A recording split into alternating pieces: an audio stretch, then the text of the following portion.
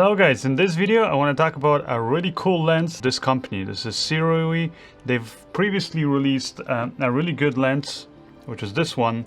It was a 50mm f1.8 and it was the first ever on the market affordable true anamorphic lens. Well, now they followed up their successful lens with this baby. This is the 35mm, also f1.8. And if you're wondering how does it compare to the 50mm, the previous version, it is just as good, if maybe not even better. I would say maybe even slightly better than the 50mm version, even though this was already really good.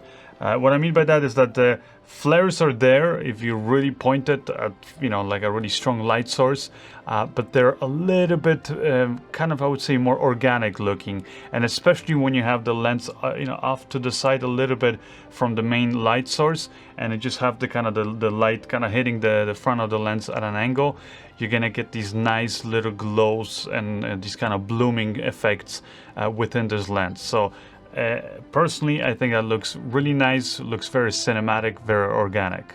And again, if you're going to compare this to any other standard anamorphic lens on the market, these lenses are tiny. So really, if you want to get into anamorphics, you're not going to find anything else out there that's this small and in this light. Now, actually, this whole video you're watching right now is also shot on the 35mm f1.8 anamorphic lens from SIRUI, and that's because I have it mounted there on my Packet 4K camera, and that one of course is a micro four thirds version. This one is an E-mount version, but again, doesn't matter which version you pick, they're identical in the way that they're built. The only difference is on the back, obviously the mount. So in short, the 35mm lens from SIRUI, just as their previous 50mm lens, I think are a great way to get into anamorphics if you're interested in that kind of stuff. This lens is nice and sharp, again, the same as the 50mm version, which is something that's very hard to find on most anamorphic lenses. It creates a nice clean image, even though at the same time it also gives you slightly more organic looking flares, and also flares that I think are a little bit more subtle than maybe the 50mm version.